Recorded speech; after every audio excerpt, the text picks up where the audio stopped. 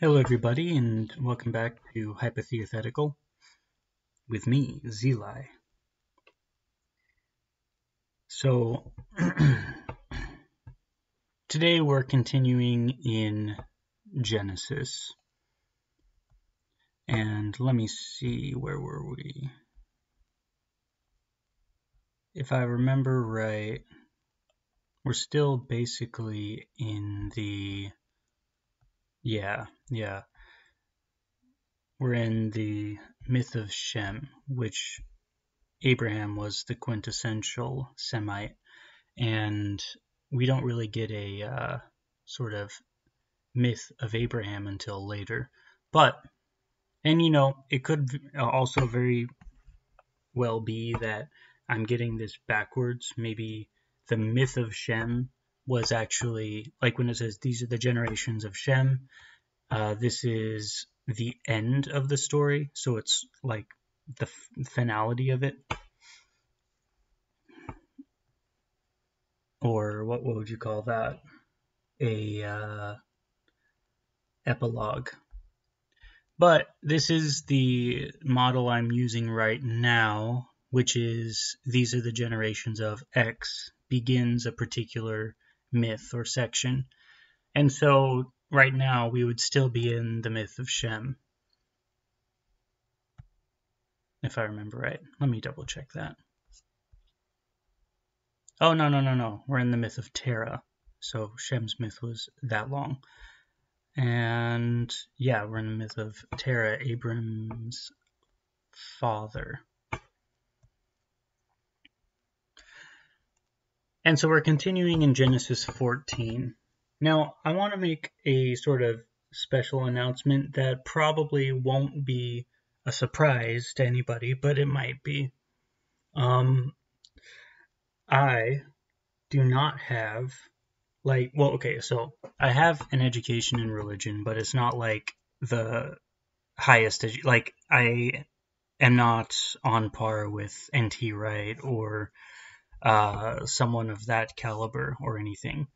I've been a Messianic all my life, and I have thought a lot about it, and I have a passion for study, not just the Bible, like studying the Bible, but studying the scholarly literature regarding the Bible as well. And so that's where I'm coming from. I am an amateur studier, and I think I've come up with a lot of really good models for dealing with the text. And so that's really where I'm coming from. It's not like I am of a particular caliber and that's why you should be listening to me. But if you like what I say and it makes sense to you or it challenges you in any way, then that's why you should be listening to me. And I think that is perfectly all right. So, and on top of that, I am not like, fluent in Hebrew or Greek or Aramaic or anything like that. I don't have like special insight. I've done word studies on particular Hebrew words, and so I've demonstrated that a little bit in the creation myths. But I'm not like, I don't like the nuances of particular words is not something you're going to get from me. When I've come across particularly difficult passages, then I have delved a bit into the language of the original languages. But that's about it. Like, I'm not going to open up the Hebrew text and read it fluently and be able to translate it in a particularly poetic or nuanced way. With that said, again, I've studied a lot, and I have, I think, a good working model of the Bible. And I think that when we are dealing with Scripture, the congruent aspect of all of it is a really important thing for us to bear in mind. So, with that said, let's continue. Genesis 14. Oh, 1 second. I got a text.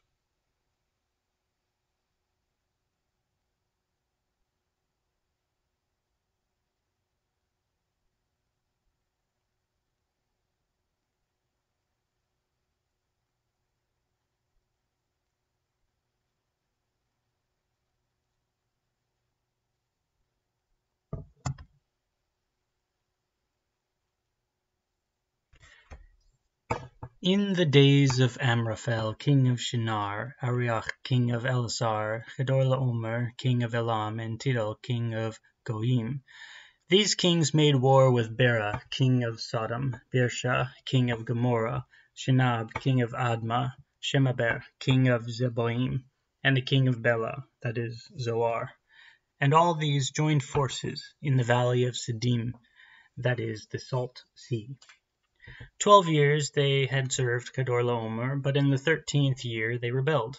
In the 14th year, Chedorlaomer and the kings who were with him came and defeated the Rephaim in Ashtaroth Karnaim, the Zuzim in Ham, the Emim in Shaveh Kiriathaim, and the Horites in their hill country of Seir as far as El Paran on the border of the wilderness.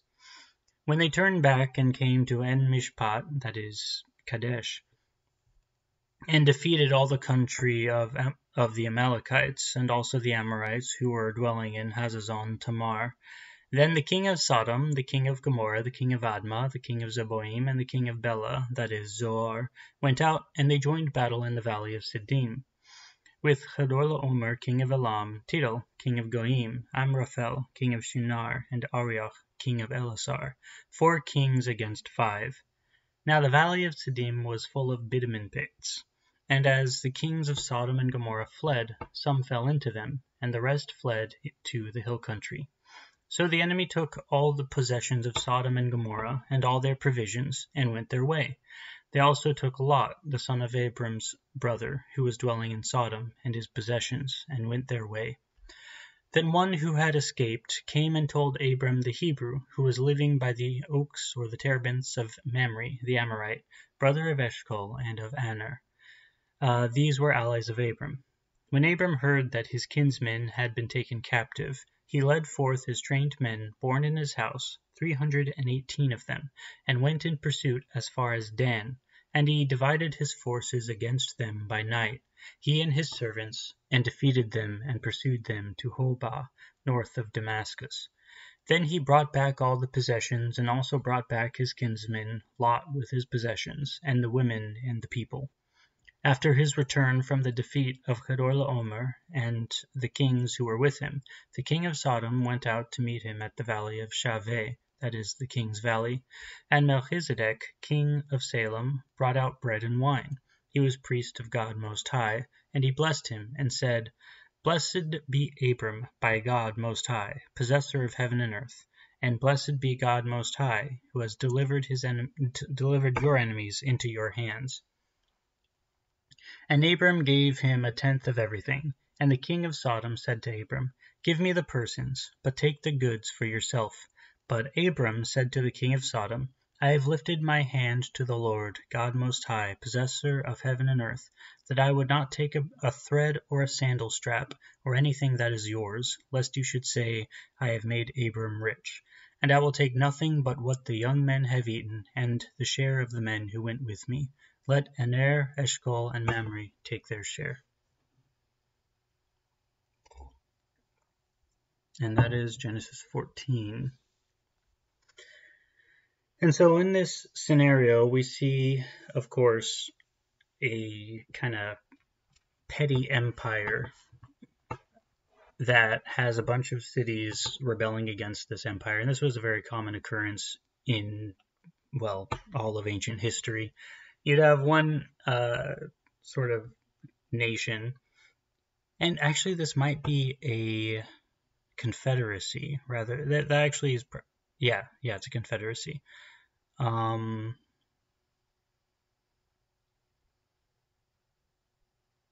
So, but what you would have would be, in those days, a confederacy or an empire or a single king or whatever.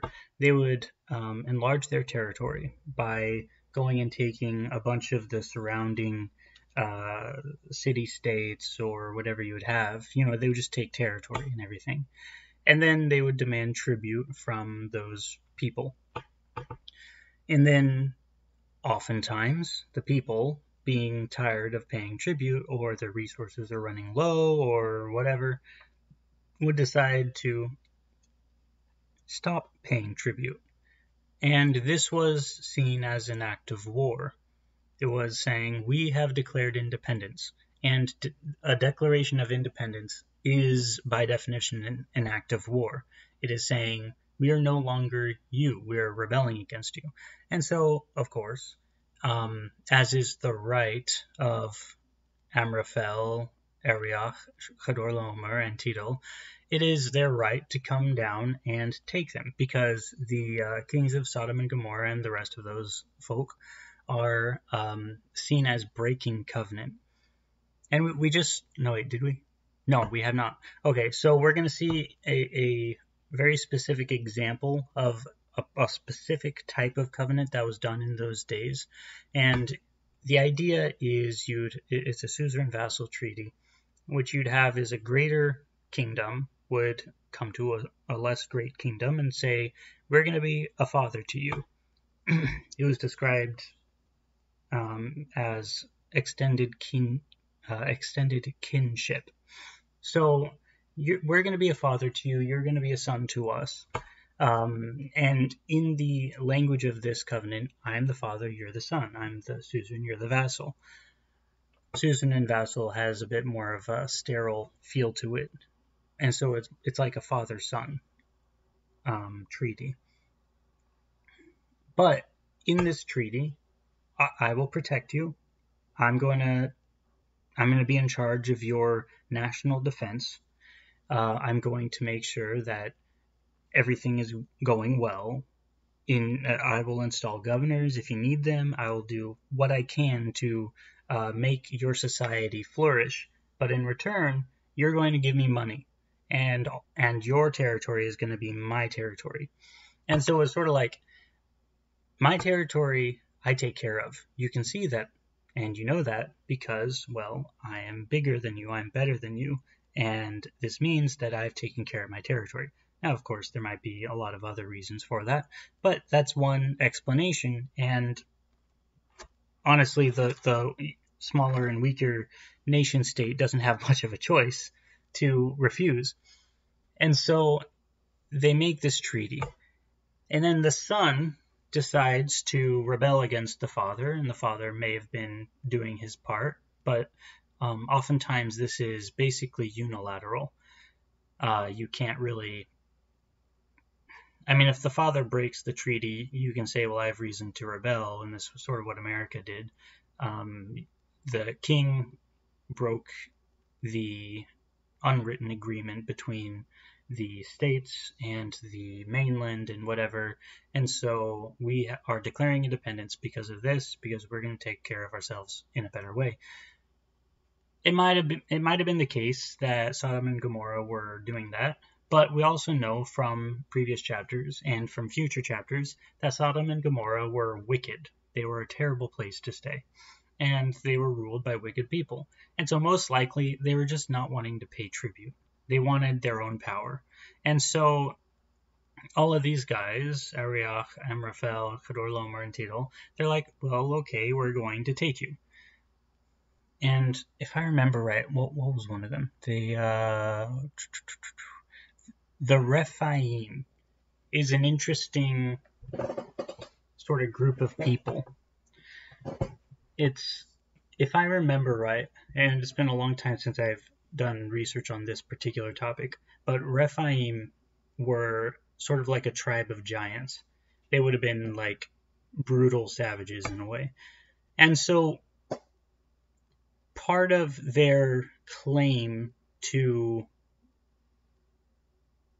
like territorial dominance, this confederacy of nations, was that they defeated the giants, they defeated the animals, the dragons, or whatever they defeated.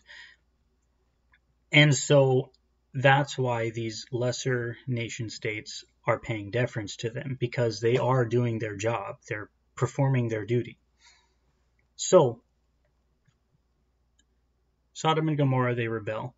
Now, we also get a really interesting thing. Where is it?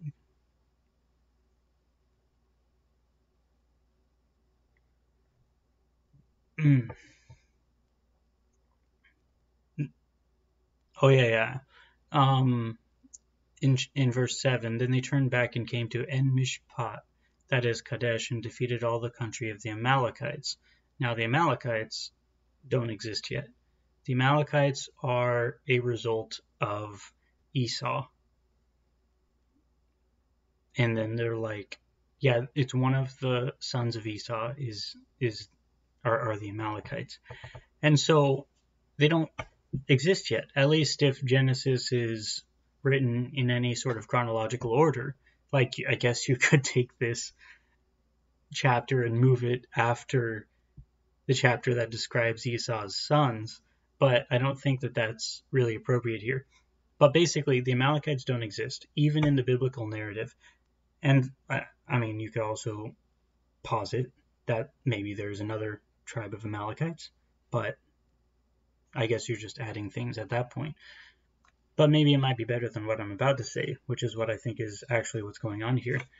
That the biblical narrator is obviously speaking to an area or a people that is far later than Genesis, or than at least this story was. And this story existed, but they updated the names. And we see that a lot of times in well, all of this, like the whole history of the Bible. They will a story will have a sort of primordial form. It's an old story, and then a later group of people will write down the story, but they'll place the names of particular places, or they'll name particular places after their modern names. So Amalekites would be an anachronism in this case. But that also tells us the time frame that this story could have been written in. It has to have been written after Amalek became not only just born, but after Amalek became a mighty tribe, which probably would have been around the time of, let's say, maybe a generation or so before Moses. So that would be the earliest time that this story could have been written. The latest time would have been when the Amalekites lost all their territory. And so the latest period that you could have this story written would have been, let's say, like King David, Solomon. It was like in that period. So you have a period of roughly, let's say, 500 years or so. When this story could have been written. And you see that a lot. So a lot of scholars, they'll say that this story, or Genesis, or the law, or a lot of these other things, they existed, or they were originally written down. Maybe they were an oral sort of story or whatever until Babylon, like until the exile into Babylon. And then that's when everything was sort of compiled, which maybe, but if that's the case, and it might even be the case that this happened, but if that's the case, then the redactor did not do a very good job of consistently updating names, because the Amalekites don't exist during the time of the Babylonian exile or afterwards. They don't exist through a lot of Israel's history. The Hittites don't exist through a lot of Israel's history. And so when you come across words about the Hittites, they basically weren't a political entity by the time of David. And so you have a lot of, like, Genesis most likely was compiled way before David was, way before David existed. And so that's sort of one thing that I want to sort of discuss, just because it goes into this documentary hypothesis, and I'm reading a book right now about the documentary hypothesis, and it actually makes a bit of sense. Of course, it's being called into question by a growing number of scholars today, secular and religious, and it originally came about by religious scholars, but it's not like it's not that there's no evidence against the documentary hypothesis. And that's something that I think is just important for us to understand. And this particular instance here gives one bit of evidence for that against the late writing of Genesis. So, continuing. So, in this story, any of the readers would have understood the first confederacy, Amraphel, Chedorlaomer, Tidal, and Arioch, as being the good guys. Like, legally speaking, they're the good guys. And I know if you just read the story, especially in our modern lens, you don't, like, it's sort of like two neutral guys. But first, you have the background of the cultural nuances here, but also you have the fact that Sodom and Gomorrah and that region is always seen as an evil force. Last chapter, the men of Sodom and Gomorrah were evil and wicked. This chapter, they're seen as evil, wicked. You get next chapter, the Amorites are seen as evil and wicked, and the Amorites are right here. They're dwelling in Hazazon Tamar, in the region of the Amalekites, which would have been probably around modern-day Jordan. And so you have this group of people, this confederacy of generally wicked people. However, they have one sort of piece on their side, which is Lot. And that's the only reason that they get all their stuff back, is because of Abraham. He defends his nephew Lot. And so that's like, this is another one of those red threads or through lines in Scripture, is a wicked nation who is allied with the righteous nation will receive the righteous nation's reward. So in this instance, although Sodom and Gomorrah didn't receive a particular reward, they, lost a lot of men, but the people they rebelled against they are no longer in existence. So Sodom and Gomorrah, they're, I guess, independent now. So I guess that would be their reward. But they didn't get any of the spoil, let's say. And so that's another thing. Like, we see Ishmael. He's blessed not because he's the son of Tamar, but he's blessed because he's the son of Abraham, even though he's not the son of promise. We get Esau. He's blessed because he's the brother of Jacob. We get, like, Uriah the Hittite. He's blessed because he's attached to David, even though he dies because of David. That was David's time of weakness. You get all of these people, and then Jesus later in Matthew, which we'll get to at some point, says that the person who receives a righteous person as a righteous person receives a righteous person's reward. So that's one of the through lines. We get Rahab. Her family is blessed, and they survive the destruction of Jeremiah because of Rahab, not because of their own particular righteousness. You could say that they decided to come into Rahab's house in order to be protected. But you get Ruth.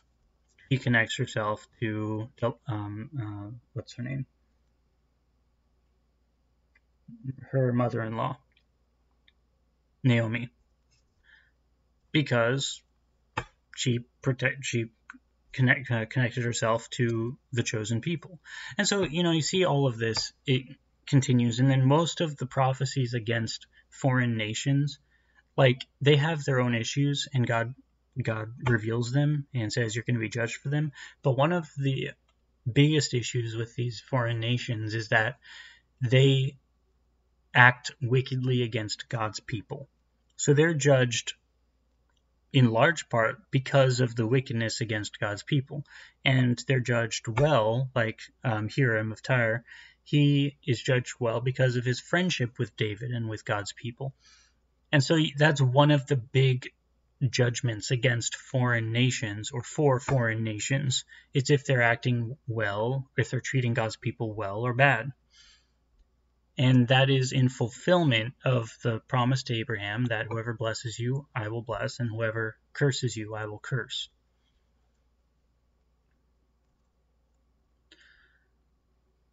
And so they took Lot, the son of Abram's brother, who was dwelling in Sodom, and his possessions, and went their way. Then one who had escaped came and told Abram the Hebrew, who was living by the tamarinds of Mamre. So again, that's his sort of temple at the time. It's the holy place that he dwells so that he can call upon the Lord when he needs.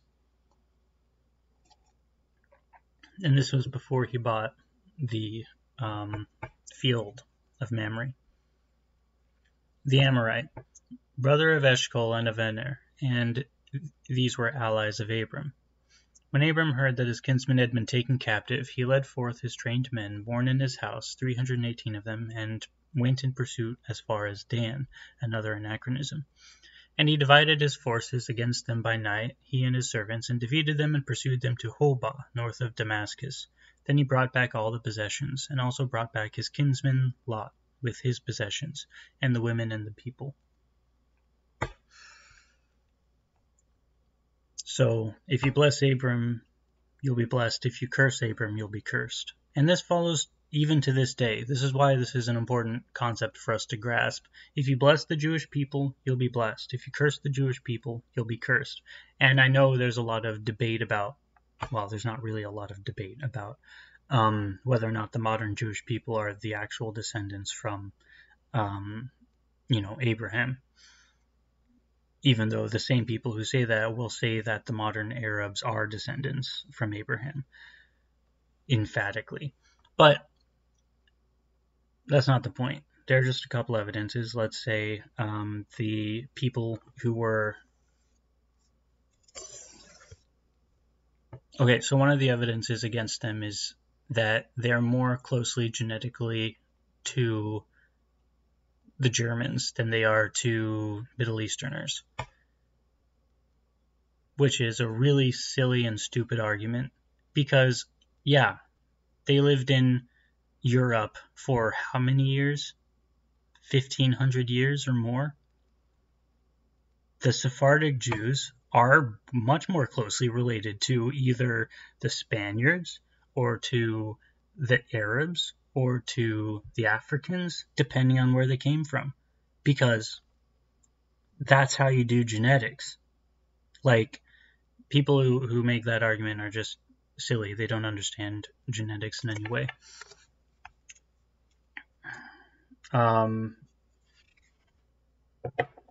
We get the biblical history, of course. We have all the way down to Ezra and Nehemiah and a little past that, where you get the story of the Jewish people, how the Jews are seen as the descendants of Abraham. Like, they're seen as the descendants all the way down to Aaron, at least. Ezra it shows his genealogy to Aaron. So if you believe the Bible, then you believe that. And then further back. Because then you get Aaron's lineage all the way back to Adam, technically, in Chronicles. And so if you believe the Bible, then after the Babylonian exile, you get the Jews. Like, that's the Jews. Okay, what about the New Testament? Well, I mean, first you have the intertestamental literature, and so, I mean, you can accept or reject those or whatever, but that continues to paint the picture that the people living in the land of Judea are the Jews. They're the true Jews. Well, then what about the New Testament? Well, you continue to see that these are the true Jews. Why is Jesus' lineage able to be traced back to Adam? Through the Davidic line, through Moses, all the way back to Abraham to Adam, is because the people that he's living amongst are the true Jews. In the New Testament period, they're the true Jews. And then you see the Pharisees. Like, just historically speaking, this is a fact. The Pharisees are the ancestors of the rabbis, modern rabbis. That's a fact. And we have historical records. We have Josephus, we have Eusebius, we have all these historians who have traced the whereabouts of the Jews and how they've moved around in the world. Not only that, but you've always had Jews in Babylon still. And those were true Jews as well. All of these were true Jews. And so it's it's an insanely historically ignorant argument to say that the modern day Jews are not true Jews. Like, and the arguments that are typically used are from an area of ignorance of genetics. It's really just, it comes from a place of a desire not to accept them as Jews. Like the Black Hebrew Israelites, for instance. They want to be the ones who have the promise of Abraham. And they don't want to understand. Maybe they do. I don't know. I don't know if they're like actually descended from Abraham in that specific sense. But we do know that not every descendant of Abraham gets that blessing. Ishmael doesn't get that blessing. Isaac does. And so that's one of those things. If you bless the Jewish people, modern day Jews, then you will be blessed. If you curse the modern day Jews, you will be cursed. And we see that today. Nations that bless the Jewish people, let's say America, let's say certain parts of Europe, they're blessed. They thrive. Saudi Arabia, for instance, they just entered a peace agreement, or they're at least playing with the idea, and they're continuing to improve. Egypt, another one. Of course, they're probably bad examples, but they're doing a lot better than a lot of their counterparts that are attempting to curse the Jewish people and kill them, like Gaza, the Palestinians, or like Iran, or those areas. And so it is just important for us to know. We want to bless the Jewish people for this specific reason. So after his return from the defeat of Kedorlaomer and the kings who were with him, the king of Sodom went out to meet him at the valley of Shaveh, that is, the king's valley. And Melchizedek, king of Salem, brought out bread and wine. He was priest of God Most High, and he blessed him and said, Blessed be Abram by God Most High, possessor of heaven and earth, and blessed be God Most High, who has delivered your enemies into your hands. And so now we get into this question of who is this Melchizedek? One second.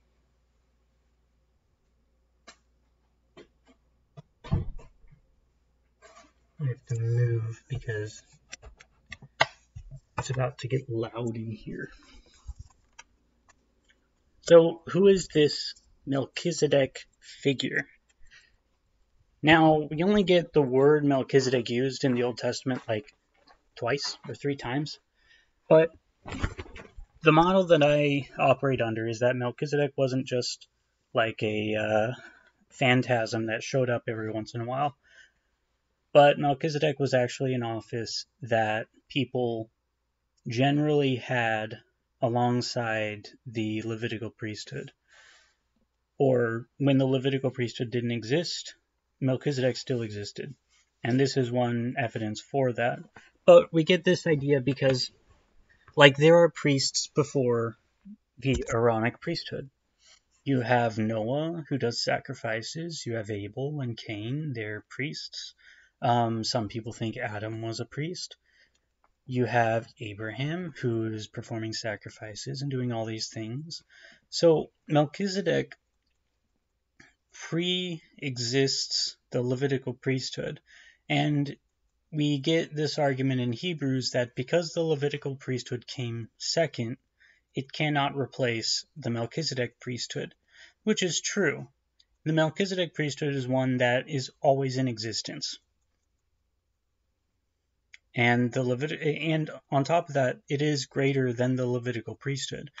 And we know that, I believe Moses was a Melchizedek priest.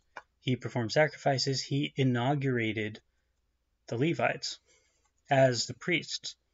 But one of the things that we have to understand regarding the Melchizedek priesthood is he does inaugurate the Levites as priests. And so there's the mainstream interpretation of Hebrews, which I think is Hebrews scholarship does pretty well in trying to deal with Hebrews, but they don't, like, it's coming from a particular bent, and I think they're blind to some, let's say, questions regarding certain aspects of Hebrews. But one of the things that we do understand from Hebrews is that the Melchizedek priest does not operate in a physical temple.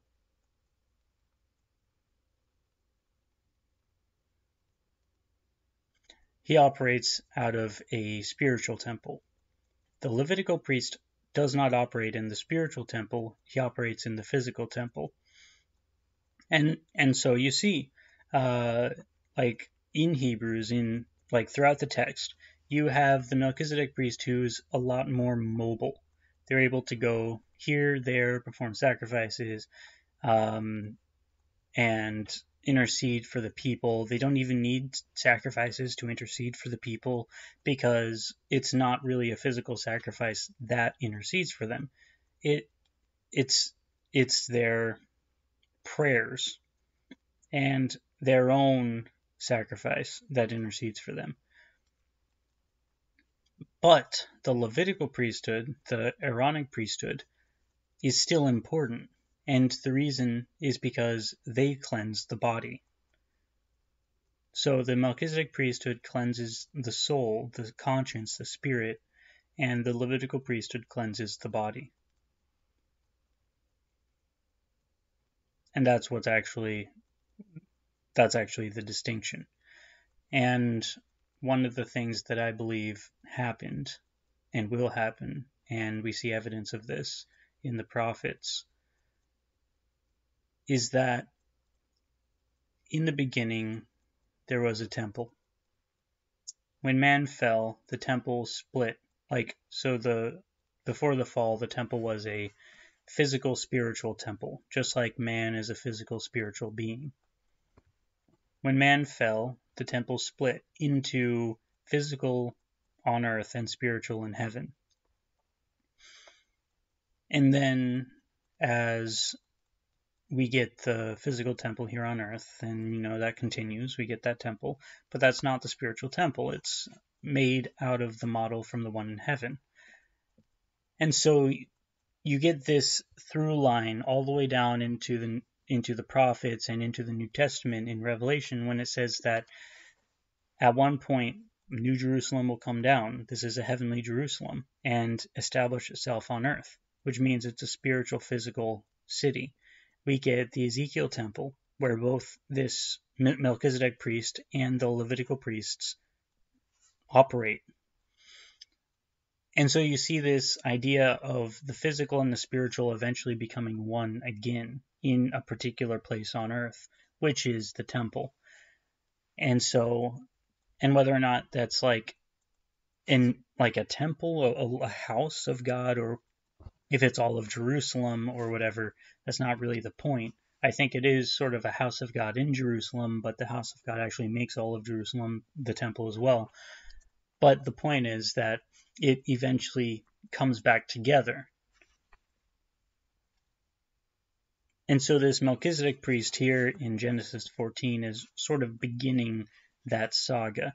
Now, of course, Hebrews does not use the Melchizedek priest here in, like, let's say, a straightforward way that we would normally use it.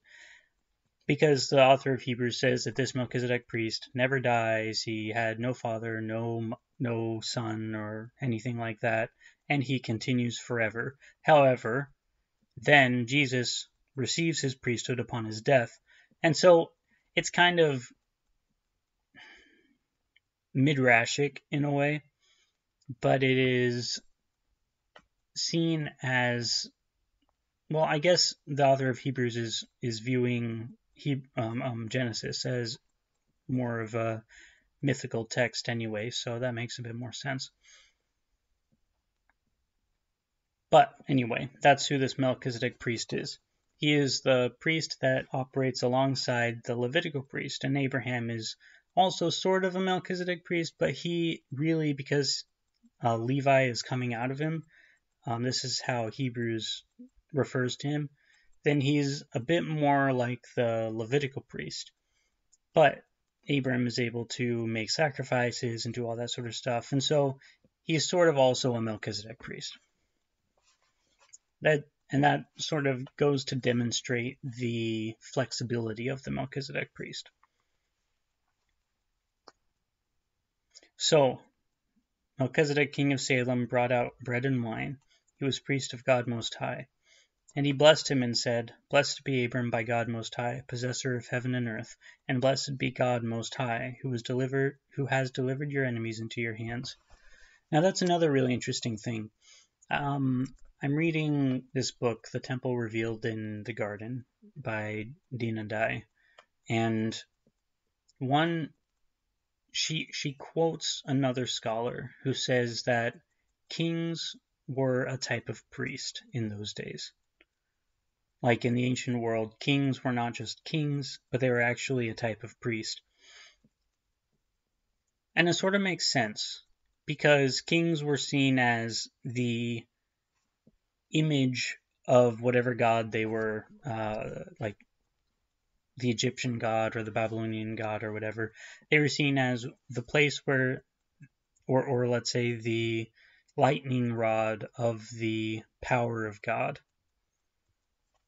And you get a bit of that in the Bible too. Of course, that doesn't mean that David ascended to godhood, but it does mean, like, there's this idea that through David, God judged Israel. Through David, God blessed Israel. And through the rest of the kings, God judged or blessed Israel. And not only that, but the kings' failings meant Israel was also failing, like, and vice versa. The king was sort of seen as the intermediary person between God and the people. So he is a sort of priest, because that's the job of the Levitical priests. That's the job of the Melchizedek priest. And so there's this idea of like a king priest in a way. But the interesting thing is that the king, when you read Deuteronomy, is sort of underneath the priest's authorities, which is also really interesting. But if the king is a priest as well, then he gets above the priests because he's priest and king. And so you get this idea that when certain kings who are righteous, like, they fulfilled the kingly mandate to be a priest as well. So David was able to sacrifice, Solomon built the temple, and then I think there was one or two others who were able to fulfill some priestly roles. But when they didn't fulfill their kingly mandate, they were not priests. Either that or God had chosen for them to not be as great as David or Solomon. And so Saul, he was punished for making sacrifices, while David was not punished. You had, I think, one king who became leprous because he tried to perform a priestly duty and he wasn't allowed. And so certain kings were not as kingly as certain other kings. And I think that's really what that's saying to us. So he says, Blessed be Abram by God Most High, possessor of heaven and earth, and blessed be God Most High, who has delivered your enemies into your hands. And Abram gave him a tenth of everything, so he tithed to him. And the king of Sodom said to Abram, Give me the persons, but take the goods for yourself. But Abram said to the king of Sodom, I have lifted my hand to the Lord, God Most High, possessor of heaven and earth, that I would not take a thread or a sandal strap, or anything that is yours, lest you should say, I have made Abram rich. Now that's an interesting one, because Abram uses this reasoning in a variety of other places as well. And it's this idea that he knows that he's going to be given this land by God. So that means that he wants everyone to know that God is the only one that makes him rich. He's blessed. He's able to dig in a spot and there's water. Not because this spot was told that he would receive water there by the king of Sodom, but because God blesses him. And so he not only demonstrates this by, let's say, making that statement, but he also demonstrates this with an oath. And that's what the I have lifted my hand to the Lord, God Most High. It means that he took an oath. And we get a couple other instances of that where a person makes an oath, but it doesn't say they made an oath. It just says that they lifted their hand to the Lord or whatever. But that's the sign of an oath. So he's not even going to take the smallest amount from Sodom and Gomorrah. But that's not for the sake of Sodom and Gomorrah. That's for his own sake. That's for the sake of his children, who cannot be derided by the foreign nations who say they stole all their wealth from the surrounding people. Rather, God blessed them, and so wealth was produced by them because God blessed them. And the blessing flowed out of them into wealth, into prosperity, and then into the wealth and prosperity of the people around them. Some people think the prosperity gospel is wrong, which it is generally, but it's also not wrong in that God does promise to prosper those who are righteous. It's just, it's not really a promise that you can name and claim or whatever. It's something that he does of his own will. And so you live in America because America was based on Judeo-Christian values. So it's a more righteous nation than, let's say, Saudi Arabia, that was not based on Judeo-Christian values. More righteous, more than, let's say, China. More righteous than Russia. And so America is the one that's blessed. And then Israel, of course, is another one. Europe is also highly blessed for this reason. Kenya is also becoming a much more of a Christian state, and it's rising as well. It's had sort of a trend of increasing its general GDP.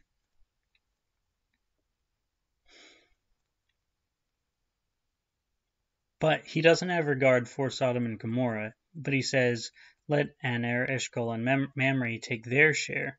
So, let them take their share. I've made an oath that I will not. And that's the whole point of what Abram says there. And so he saves his nephew Lot, but Lot then goes back to Sodom and Gomorrah, which is frustrating. Genesis 15. After these things, the word of the Lord came to Abram in a vision. Fear not, Abram, I am your shield. Your reward shall be very great. But Abram said, O Lord God, what will you give me? For I continue childless, and the heir of my house is Eliezer of Damascus. And Abram said, Behold, you have given me no offspring, and a member of my household will be my heir. And behold, the word of the Lord came to him, This man shall not be your heir. Your very own son shall be your heir. And he brought him outside and said, Look toward heaven and number the stars, if you are able to number them. Then he said to him, So shall your offspring be.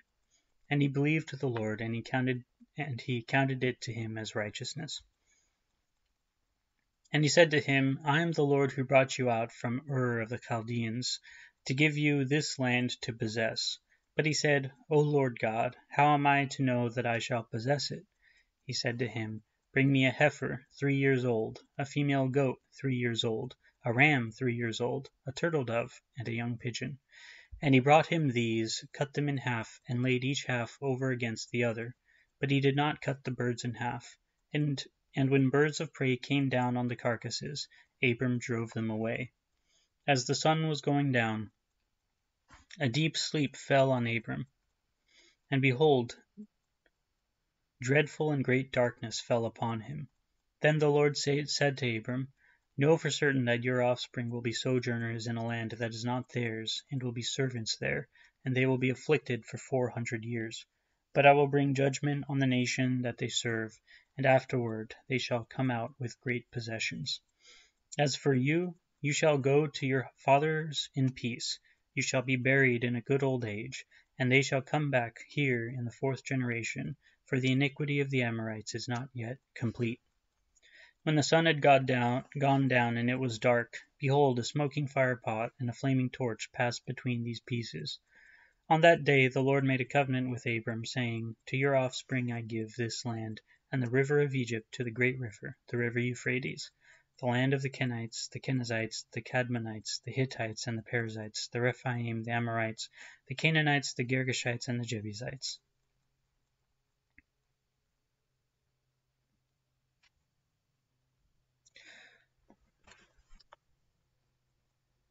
Some interesting pictures on the side there.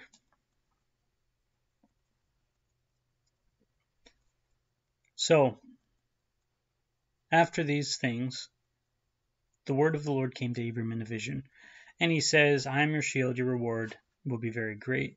And Abram's like, okay, so cool, you're going to bless me. I'm old. What about, how am I going to be blessed if I'm giving all my stuff to my servant, Eliezer? I continue childless.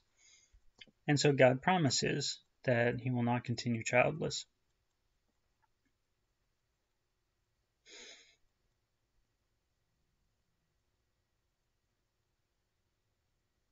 And there's this,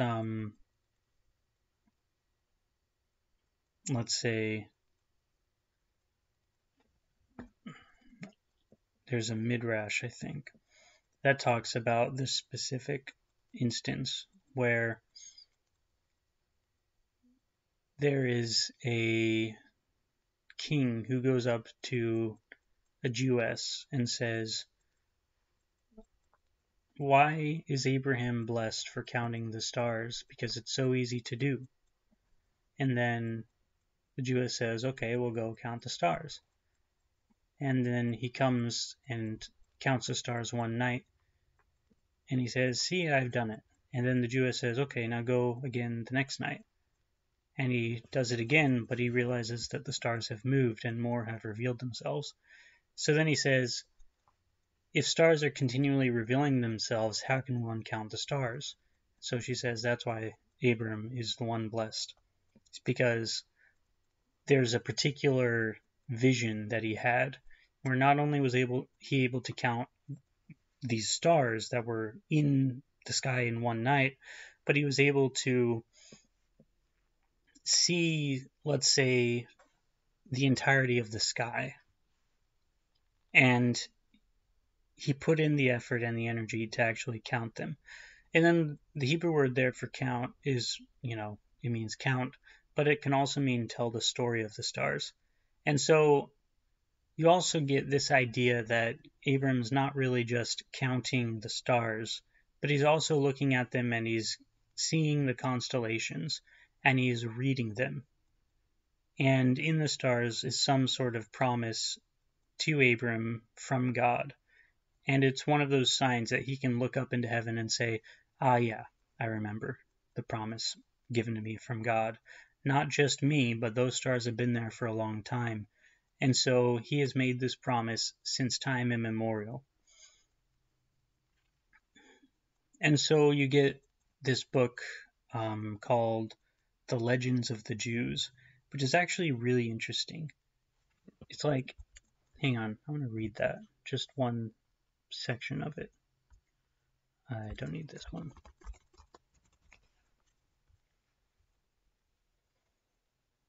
Whoop, go away.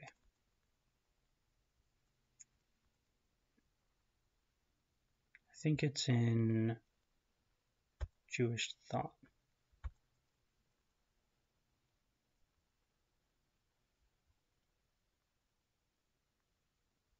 It's been a while since I've read it.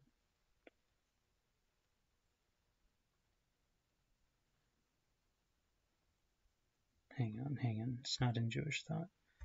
Okay, texts.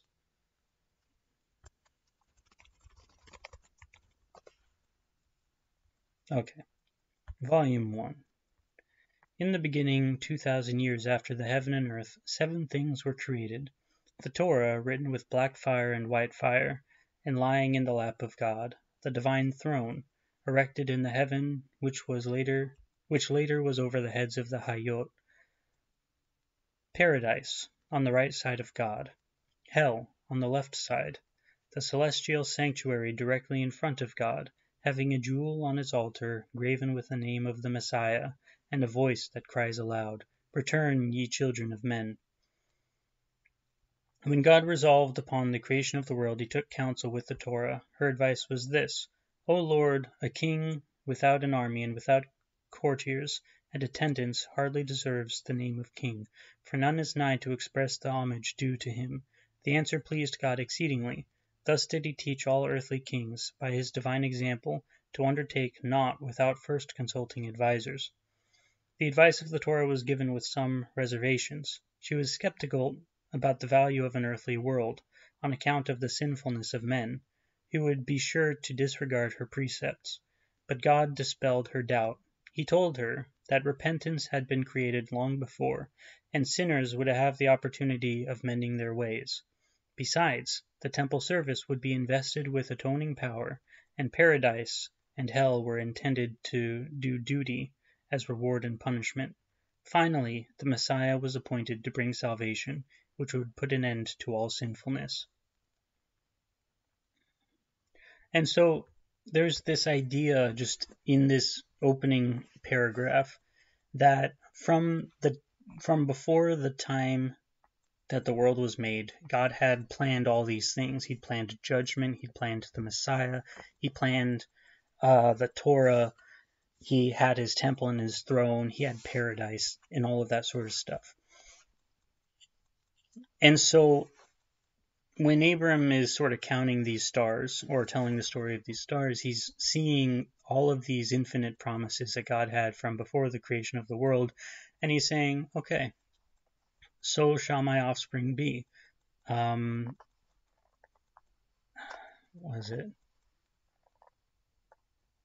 Paul, he reflects on this as well and says, when he counts the stars, he doesn't see a number, so to speak, but he sees the Messiah in these stars. So shall your offspring be. So from you shall come the Messiah that dies and will raise again and be the salvation of the world. And this is all accounted for in Jewish literature. It's accounted for in the New Testament, in the Old Testament, whatever. But on top of that, it does also mean, so your descendants will be as numerous as the stars. Because he does say, if you're able to number them, so shall the number of your offspring be. And so there's just this dual meaning there.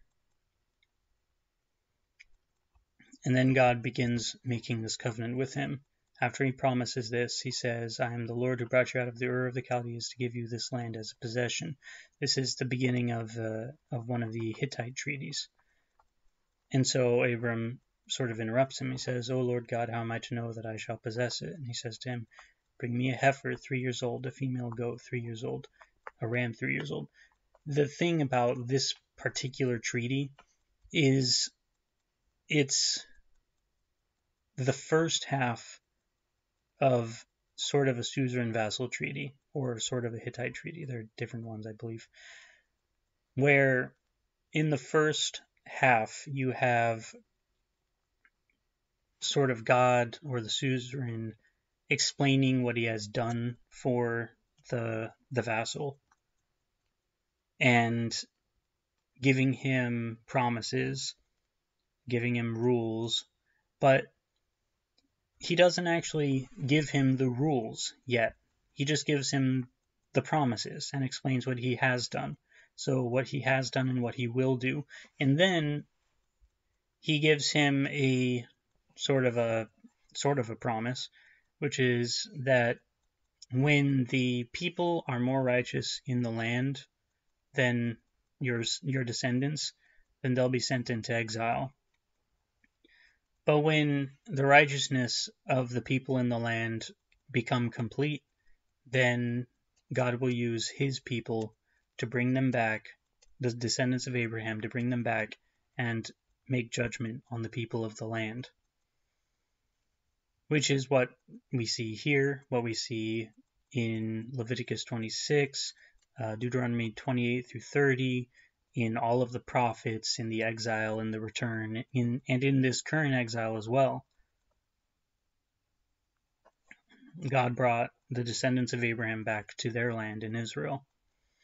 And so then he says,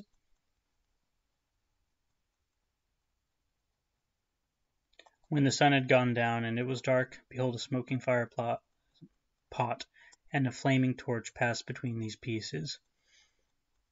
On that day, the Lord made a covenant with Abram, saying, so there's this idea that this was the Lord that passed through these pieces. But it's really interesting because a smoking fire pot and a flaming torch, these were implements of the temple. And so you have this idea that God is in his temple now, and he brings, let's say, the incense, and he brings the torch to burn the sacrifice, and he passes through these and makes this covenant with Abram. And this is a land promise specifically, but this land is not just this land. This land is sort of the primordial Eden. It is before Eden was a paradise. God gave this land to Abram, so that Abram and his descendants will turn this land into a paradise and prepare it, make straight the way of the Lord, so that the temple, the heavenly temple, can come down onto earth and inhabit the earthly temple. And that will create this holiness in this land so that the rest of the world can be blessed through Abram's descendants. And that's what this covenant really is. It's not just that I'm going to protect you and be nice to you, Abram, but it's that you, your people, and this land are going to play the role as the imperial capital of the world when I come and rule and reign on my throne. And that's what the covenant is. It's not just nicety.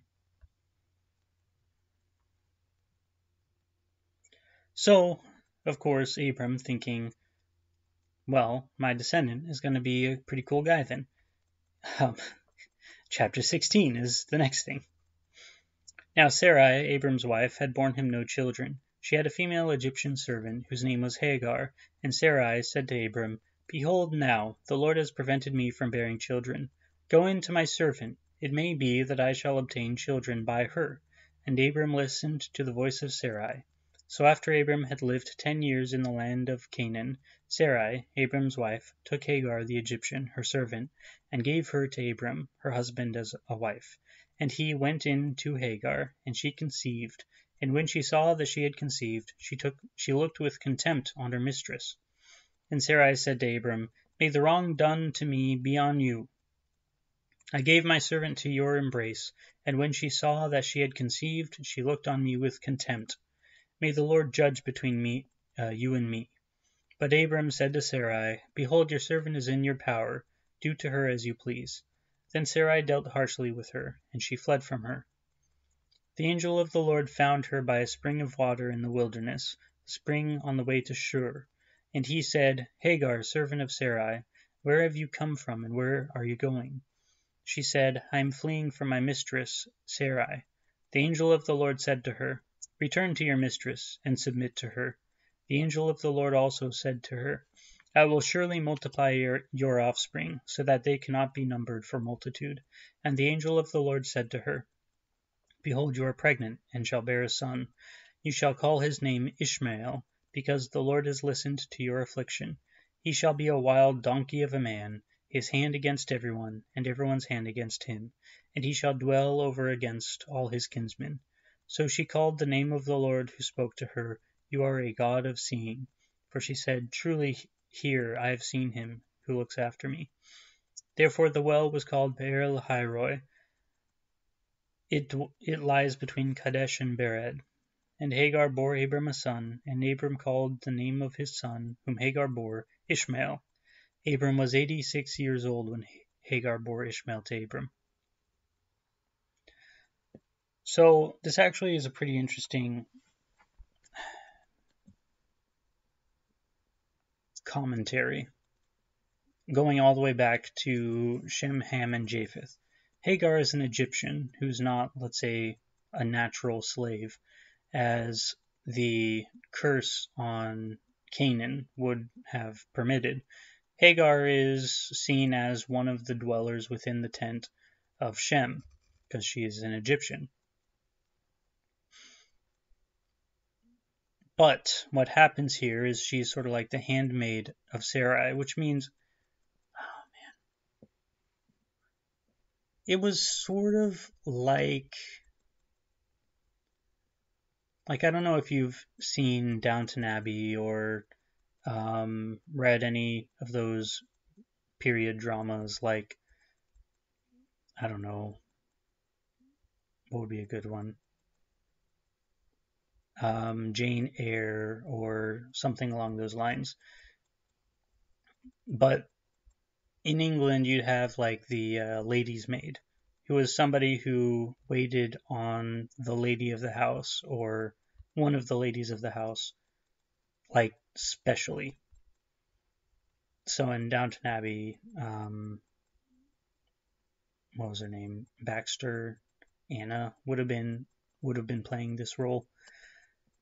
Well, in the ancient Near East, they had a similar thing where you'd have the handmaid or a particular nurse who would assist the person that they were serving in just their daily duties.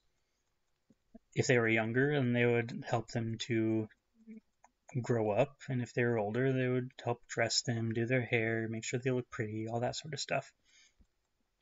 But in the ancient world as well, there was a particular law, because children were actually really important to have in those days, and they're really important to have today, but we kind of fool ourselves into thinking otherwise. There was a law, at least in Babylon. It may not have been universal, but because Abram came from Babylon, he would have been familiar with this law, and Sarai would have been also familiar with this law. But this law had within it the idea that if a woman does not give children to her husband within 2 years, then she must give to her husband her handmaid in order to produce offspring. Whatever children the handmaid has is the child of the lady. So whatever children Hagar has is Sarai's child. And so this is a normal thing that's going on. We look at it and we're like, wow, Sarai must have been desperate. But no, this is normal. This is something that they just did. Children was really important in those days. The special thing is that Abraham had so much faith that Sarai would someday bear a child, that they were in the land for 10 years and like probably married for much longer than that before this happened. Like, technically speaking, Sarai should have given Hagar to Abram decades ago. But at her wit's end, let's say, and not understanding why Abram has prevented this from happening, she just says, okay, we'll just do it. And so he listens to her. Especially now, because God gives him a promise of a seed. He's like, well, I guess if he's not going to do it through Sarai, then this must be the means by which he's going to do it. And so Abram not only does this, but then what would happen is him and Sarai would have adopted the child legally. And so this would be his legal firstborn, so to speak. And so after Abram had lived 10 years in the land of Canaan, Sarai, Abram's wife, took Hagar the Egyptian, her servant, and gave her to Abram, her husband, as a wife. Now in the rabbinic literature, they say that this particular law doesn't apply until you're in the land of Israel. And then it only applies after 10 years after you return. And the idea that the rabbis sort of have is that the land has a particular spiritual power of fruitfulness and multiplication, which, Maybe. I don't know. But the idea or the halakha is that if you're in the land and you're trying for a child for 2 years straight and no child is given, then after 2 years, you're supposed to give your handmaid to your husband.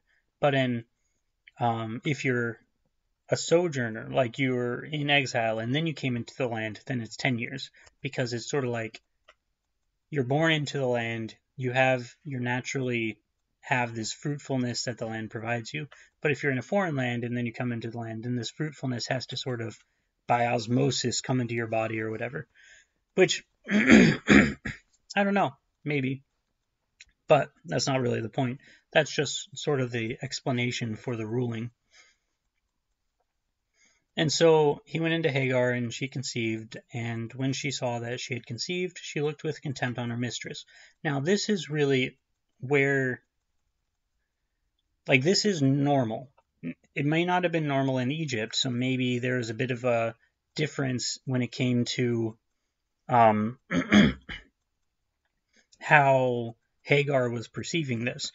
But when this happens, she immediately sees herself as better than Sarai.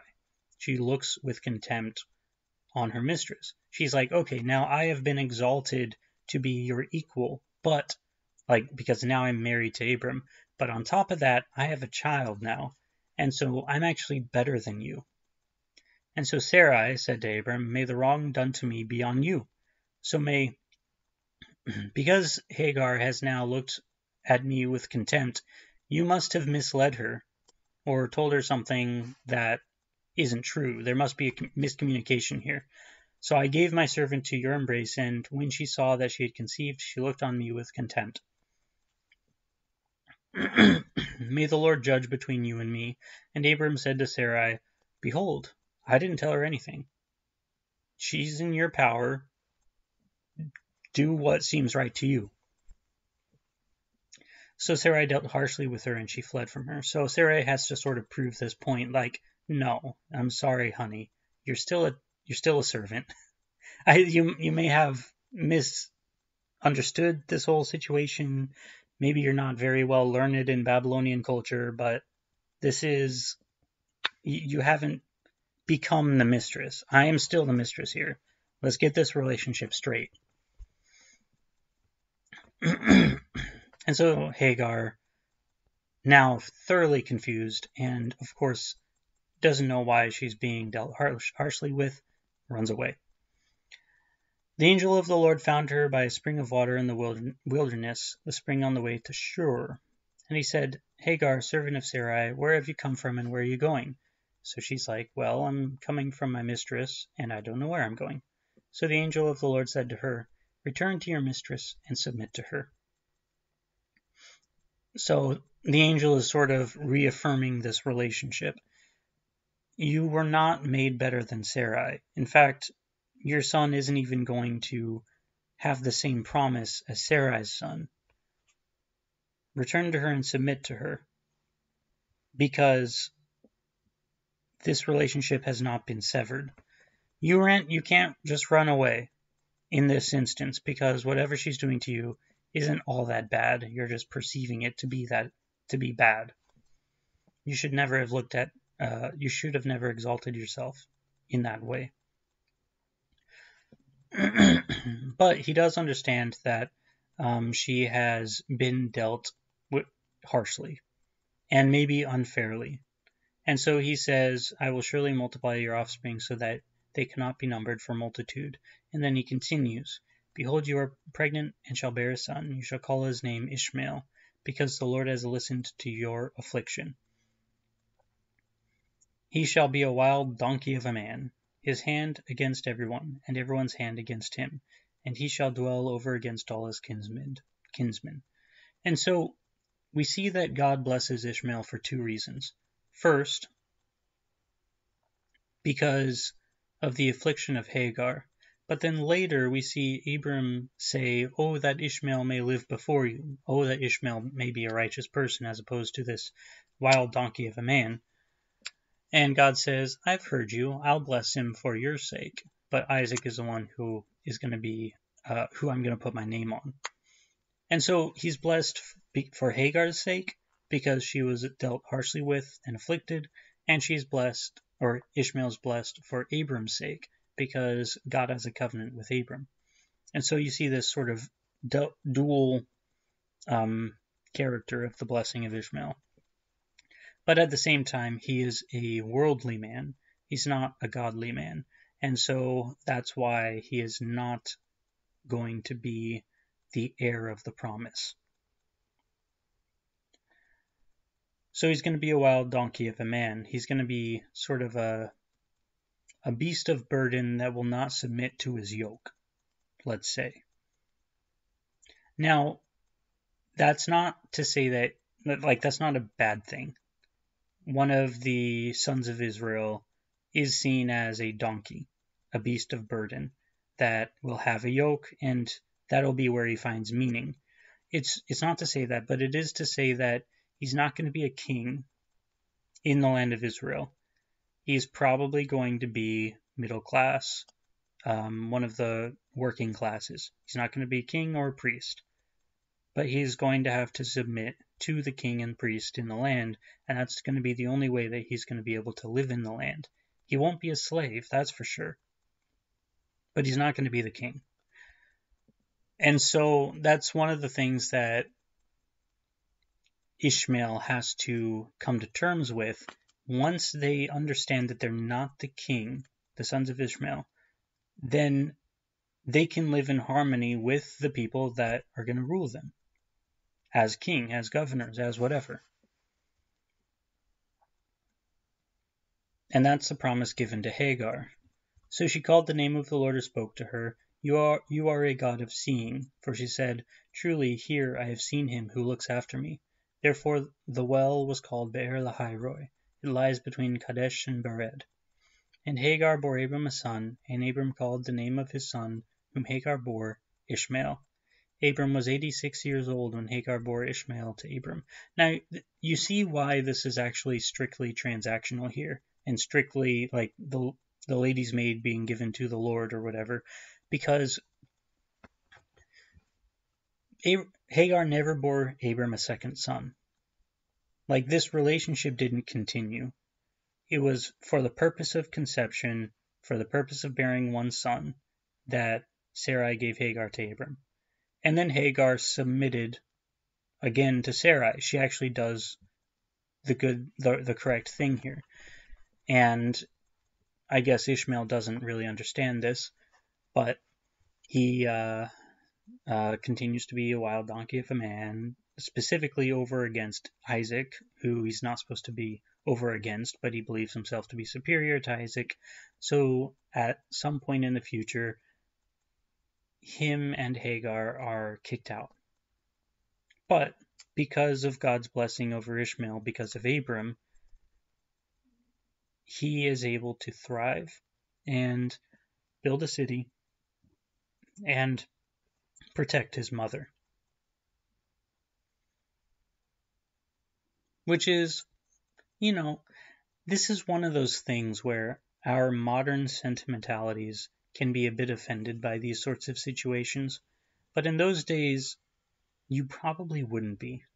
You'd understand that, okay, the honor-shame system, the authority dynamics here have been usurped to some degree.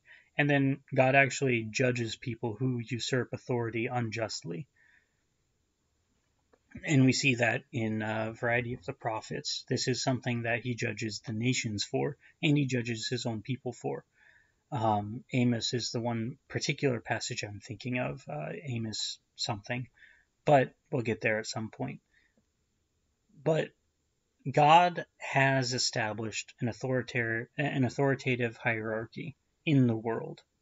And it's something that, because we're Americans, because we think that screw authority, I can do what I want, we don't understand that.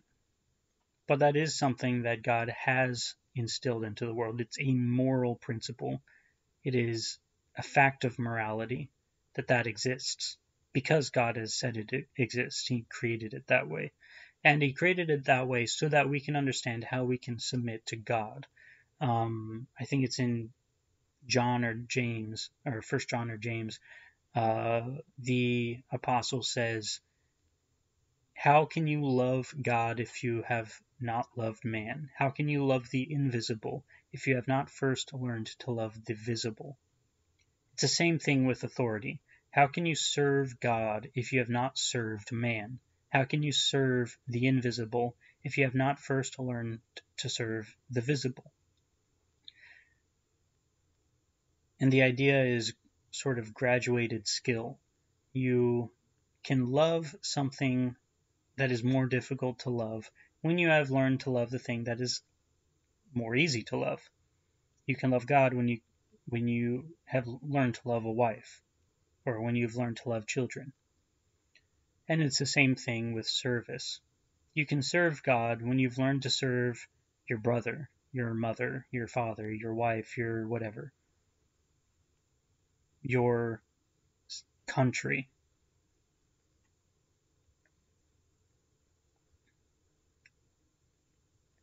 God has given us that sort of authority hierarchy, and we need to submit to it. We need to understand where we are on it, and we need to thrive as best we can within it, not try to thrust it off of ourselves violently or whatever. But we'll get into slavery later because it is actually one of those things that I don't think God made a natural part of the world. Slavery is a judgment on a wicked people, specifically. And we'll get there. I think, yeah, we'll get there when we start in Exodus. Well, when we get a little ways into Exodus. But yeah, we'll get there. Okay. I hope you've enjoyed this. I certainly have. I really wanted to do 16 because I couldn't stand to do only 2 chapters. I didn't know I had so much to say on each chapter. I don't think I do, but it's like one of those things. But anyway, I hope you had a really good time, and if you have any questions, thoughts, concerns, or whatever, or offended sentimentalities, then let me know. This has been Hypothetical with Zeli. Have a good day.